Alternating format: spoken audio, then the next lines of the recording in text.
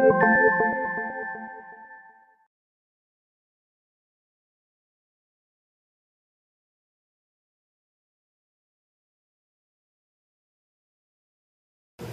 guys, Tiasa here at FreeBellyDanceClasses.com.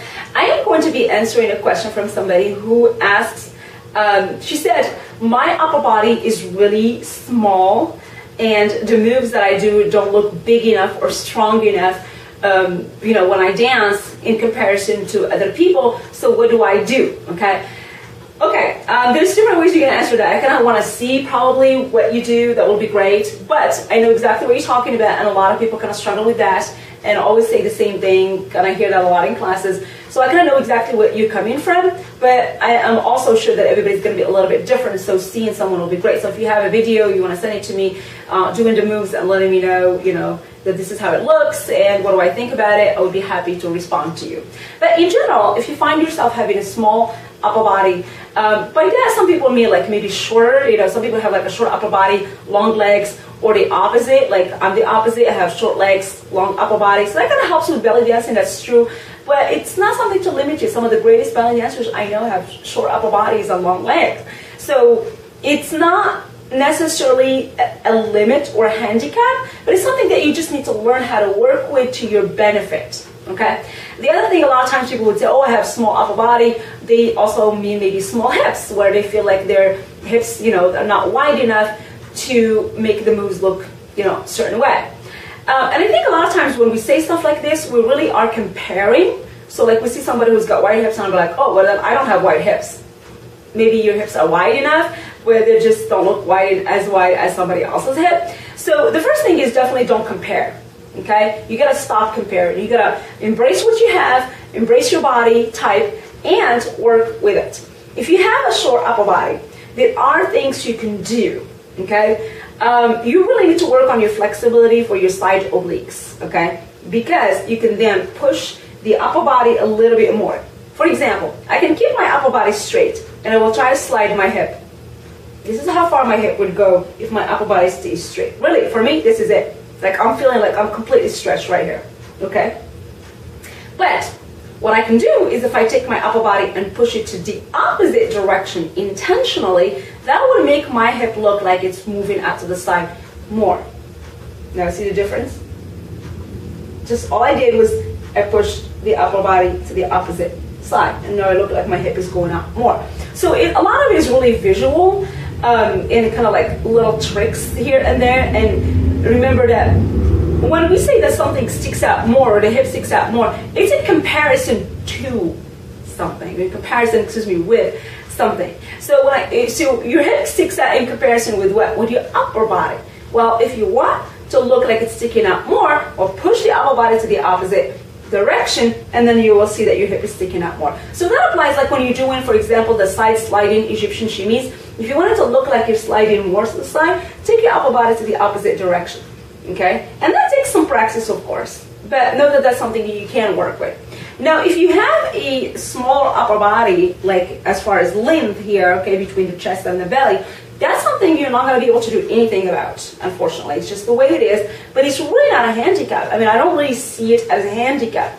Probably the biggest handicap that might be, not even a handicap, just a limit you have to work around, is the width of your hips. But the length of your upper body is not really that important in belly dancing. It might accentuate the moves, but it doesn't make a huge difference in hip work, and it doesn't make a huge difference in undulations, because you can still undulate even with a shorter upper body, just not going to take as much time because you don't have too much of an upper body to move, okay? Now, the other things too that we think about a lot when we're like, oh, I have a small upper body, is maybe like the chest. Your chest is not small, is not big enough to make some of the moves really abrupt. Well, if we're talking about ribcage controlled movements and isolations, that has nothing to do with the size of your chest. I mean, there are men that can do chest shimmies, there are men that can do, chest lifts and drops and circles just perfectly better than a woman, So it has, maybe the big chest could accentuate the move, but you will totally be able to see the move. What you're gonna really work on is the abs here, okay? You gotta really work on flexibility on the side, as I said, on the obliques, and in the upper and lower abs.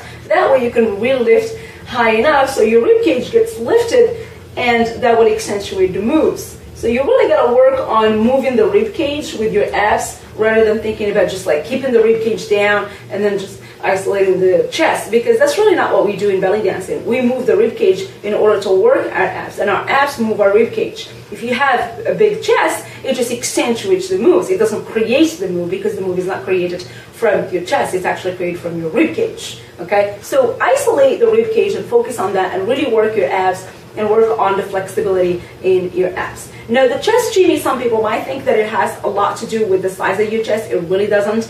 As I said again, my chest is really small, but I just gotta move a little bit faster. And for performance purposes, of course, you have the padding, you have the beads. All those things make every move look like 10 times bigger. So if your concern is the performance, I would say totally don't worry about it. Just wear or buy costumes that would accentuate that. Like, for example, the tops that have like the beads that stick up like here and go down.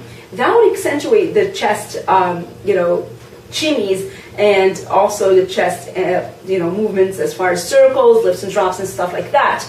So you can add the padding, you can add the beads and the costume, and that would accentuate the move for the performance. But for the practice and for exercise purposes, that's not what makes a difference. It's the ab work that makes a difference. And you're going to get that ab work whether you have a big chest or not. So don't worry about that. In fact, you're probably better off with a small chest, because you're not going to have those back problems, okay? So there is advantage to being small. You just have to work on it. And in fact, what happens a lot that you see is the bigger the chested belly dancers, usually the less definition in the abs, because they really don't have to work their abs as hard to move the chest, unless of course they do it other exercises. But if their form of exercise is nothing but belly dancing, they probably won't get as much ab work as if you have a small chest. Whereas if you have a small chest, you're going to find yourself really having to work your abs in order to move your rib cage, and so your abs work more. So it could be an advantage as well. Don't look at it necessarily as a disadvantage. I have a small chest, I have a small upper body, and I love it.